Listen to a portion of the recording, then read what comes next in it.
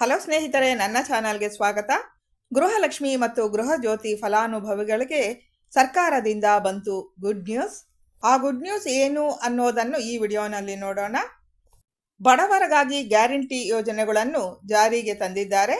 ಆದರೆ ಕೆಲವರು ಇದನ್ನ ಟೀಕಿಸಿದ್ದಾರೆ. ರಾಜ್ಯದ 4.5 ಕೋಟಿ ಜನರಿಗೆ ಗ್ಯಾರಂಟಿ ಯೋಜನೆಗಳು ತಲುಪುತ್ತಿವೆ.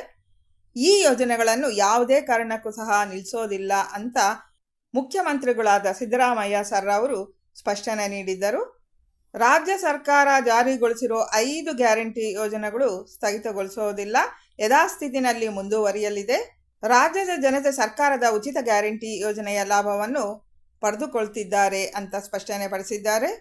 ಆದರೆ ಜನ ಯಾಕೆ ಈ ಯೋಜನೆಗಳನ್ನು ಟೀಕೆ ಮಾಡ್ತಿದ್ದಾರೆ ಅನ್ನೋದನ್ನು ಈ ವಿಡಿಯೋನಲ್ಲಿ ನೋಡೋದಕ್ಕೂ ಮುಂಚೆ ಯಾರೂ ಸ್ಕಿಪ್ ಮಾಡದೆ ಫುಲ್ ವಿಡಿಯೋನ ನೋಡಿ ನಿಮ್ಮ ಸ್ನೇಹಿತರಿಗೆ ಶೇರ್ ಮಾಡಿ. ಮುಂದಿನ ಅಪ್ಡೇಟ್ಸ್ಗಾಗಿ ಕೂಡಲೇ ನನ್ನ ಚಾನಲ್ನ ಸಬ್ಸ್ಕ್ರೈಬ್ ಮಾಡಿಕೊಂಡು ವಿಡಿಯೋಗೆ ಲೈಕ್ ಕೊಡೋದು ಮರಿಬೇಡಿ. ಹೌದು ಸ್ನೇಹಿತರೆ, ಸರ್ಕಾರದ ಯೋಜನೆಗಳ ಲಾಭ ಜನರಿಗೆ ತಲುಪುತ್ತಿದ್ದರೂ ಜನಸಾಮಾನ್ಯರಿಗೆ ಬೆಲೆ ಏರಿಕೆಯ ಪರಿಸ್ಥಿತಿ ಎದುರಿಸೋದು ತುಂಬಾನೇ ಕಷ್ಟವಾಗುತ್ತಿದೆ.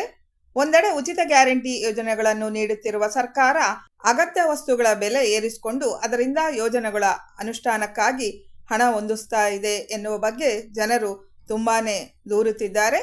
ಇನ್ನು ಬೆಲೆ ಏರಿಕೆ ಮಾಡುವ ಬದಲು ಉಚಿತ ಗ್ಯಾರಂಟಿ ಯೋಜನೆಗಳನ್ನು ನಿಲ್ಲಿಸಿ ಎಂದು ಜನರು ಸರ್ಕಾರಕ್ಕೆ ಮನವಿಯನ್ನು ಕೂಡ ಮಾಡುತ್ತಿದ್ದಾರೆ. ರಾಜ್ಯದಲ್ಲಿ ಜಾರಿಯಲ್ಲಿರುವ ಉಚಿತ ಗ್ಯಾರಂಟಿ ಯೋಜನೆಗಳು ರಾಜ್ಯದ ಆರ್ಥಿಕ ಪರಿಸ್ಥಿತಿಯನ್ನು ಹದಗೆಡಿಸುತ್ತಿದೆ ಅಂತ ವಿರೋಧಿತ ಪಕ್ಷದವರು ಸರ್ಕಾರವನ್ನು ದೂರುತ್ತಿದ್ದಾರೆ. ಪ್ರತಿ ವರ್ಷ ಉಚಿತ ಗ್ಯಾರಂಟಿ ಅನುಷ್ಠಾನಕ್ಕೆ 56,000 ಕೋಟಿ ಹಣವನ್ನು ಸರ್ಕಾರವು ಖರ್ಚು ಮಾಡುತ್ತದೆ. ಈ ಹಣವು ವೆಚ್ಚ ಭರಿಸೋದಕ್ಕೆ ಸರ್ಕಾರಕ್ಕೆ ಕಷ್ಟವಾಗುತ್ತೆ. ಈ ಹಿನ್ನೆಲೆ ರಾಜ್ಯದಲ್ಲಿ ವಸ್ತುಗಳ ಬೆಲೆಯೂ ಏರಿಕೆ ಆಗುತ್ತದೆ ಎನ್ನುವ ಮಾತುಗಳು ಕೂಡ ಕೇಳು ಬರುತ್ತಿದೆ ಅಂತಲೂ ಹೇಳಬಹುದು. ಇದರ ಬೆನ್ನಲ್ಲೇ ಉಚಿತ ಗ್ಯಾರಂಟಿ ಯೋಜನೆಗಳು ಕೂಡ ಬಂದ್ ಆಗುತ್ತವೆ ಎನ್ನುವ ಮಾತುಗಳು ಕೇಳಿ ಬಂದವು. ಇದರಿಂದ ಉಚಿತ ಗ್ಯಾರಂಟಿ ಪಡೆಯುವವರು ಕೂಡ ಬೇಸರಗೊಂಡಿದ್ದಾರೆ.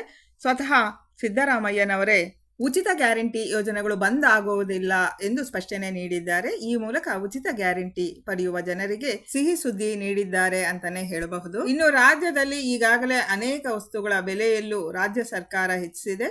ಪೆಟ್ರೋಲ್ ಬೆಲೆಯಲ್ಲೂ ರಾಜ್ಯ ಸರ್ಕಾರ ಹೆಚ್ಚಳ ಮಾಡಿದೆ. ಪೆಟ್ರೋಲ್, ಡೀಸೆಲ್ ಮತ್ತು ಹಾಲಿನ ದರ ಹಾಗೂ ತರಕಾರಿ ದರ ಮತ್ತು ಮದ್ಯಪಾನದ ದರ ಸೇರಿ ಅನೇಕ ವಸ್ತುಗಳ ದರ ಏರಿಕೆಯಾಗಿದೆ. ದರ ಏರಿಕೆಯ ವಿರುದ್ಧ ಸಹ ಜನಸಾಮಾನ್ಯರು ಆಕ್ರೋಶವನ್ನು ಹೊರಹಾಕುತ್ತಿದ್ದಾರೆ. ಉಚಿತ ಗ್ಯಾರಂಟಿಗಳನ್ನು ನಿಲ್ಲಿಸಿ ಬೆಲೆ ಏರಿಕೆಗೆ ಬ್ರೇಕ್ ಹಾಕಿ ಎನ್ನುವ ಮನವಿ ಸರ್ಕಾರ ಮುಂದಿದೆ ಅಂತ ಹೇಳಬಹುದು. ಕಾಂಗ್ರೆಸ್ ಸರ್ಕಾರ ಅಧಿಕಾರದಲ್ಲಿ ಇರೋವರೆಗೂ ಉಚಿತ ಗ್ಯಾರಂಟಿ ಯೋಜನೆಗಳು ರದ್ದಾಗುವುದಿಲ್ಲ ಅಂತ ಸರ್ಕಾರವೇ ತಮ್ಮ ನಿಲುವು ತೋರಿಸುತ್ತದೆ. ಇನ್ನು ರಾಜ್ಯ ಸರ್ಕಾರ ಬೆಲೆ ಏರಿಕೆ ಹಾಗೂ ಉಚಿತ ಗ್ಯಾರಂಟಿ ಯೋಜನೆಗಳ ಬಗ್ಗೆ ಯಾವ ರೀತಿ ನಿರ್ಧಾರವನ್ನು ಕೈಗೊಳ್ಳುತ್ತೆ ಎನ್ನುವುದನ್ನು ಕಾದು ನೋಡಬೇಕಾಗಿದೆ. ಇನ್ನು ಗೃಹಲಕ್ಷ್ಮಿ ಯೋಜನೆಯು ಕರ್ನಾಟಕ ಸರ್ಕಾರದಿಂದ ರಾಜ್ಯದ ಬಡ ಕುಟುಂಬಗಳಿಗೆ ಒಂದು ಪ್ರಮುಖ ಯೋಜನೆ ಆಗಿದೆ. ಈ ಯೋಜನೆಯು ಫಲಾನುಭವಿಗಳ ಆರ್ಥಿಕ ಸಬಲೀಕರಣಕ್ಕೆ ಸಹಾಯ ಮಾಡುತ್ತದೆ. ಫಲಾನುಭವಿಗಳ ತಮ್ಮ ಆಧಾರ್ ಕಾರ್ಡ್ ಅನ್ನು ಯೋಜನೆಯೊಂದಿಗೆ ಜೋಡಿಸಿರುವುದು ಕಡ್ಡಾಯವಾಗಿದೆ. ಫಲಾನುಭವಿಗಳಿಗೆ ಯಾವುದೇ ಸಮಸ್ಯೆ ಇದ್ದರೂ ಇದಕ್ಕೆ ಸಂಬಂಧಿಸಿದ ಅಧಿಕಾರಿಗಳಿಗೆ ದೂರು ಸಲ್ಲಿಸಬಹುದು. ಗೃಹಲಕ್ಷ್ಮಿ ಫಲಾನುಭವಿಗಳ ಖಾತೆಗೆ ಇನ್ನು 2 ದಿನಗಳಲ್ಲಿ ಅಂದರೆ ಜುಲೈ 15ರಂದು ಹಣನ ಜಮೆ ಮಾಡ್ತೀವಿ ಅಂತ ಸರ್ಕಾರ ಹೇಳಿದೆ. ಕೇವಲ 2 ದಿನಗಳಷ್ಟೇ ಬಾಕಿ ಇದೆ. 11 ಮತ್ತು 12 ಕಂತಿನ ಹಣ ಸರ್ಕಾರ ಹಾಕುತ್ತಾ ಇಲ್ವಾ ಅಂತ ಕಾದು ನೋಡೋಣ. ಯಾರಿಗೆಲ್ಲ ಹಣ ಬಂದಿದೆ ಬಂದಿಲ್ಲ ಅನ್ನೋದನ್ನು ದಯವಿಟ್ಟು ಕಮೆಂಟಲ್ಲಿ ತಿಳಿಸಿ. ಮತ್ತೊಂದು ಅಪ್ಡೇಟನ್ನು ಮತ್ತೊಂದು ವಿಡಿಯೋನಲ್ಲಿ ನೋಡೋಣ. ಧನ್ಯವಾದಗಳು ಸ್ನೇಹಿತರೆ.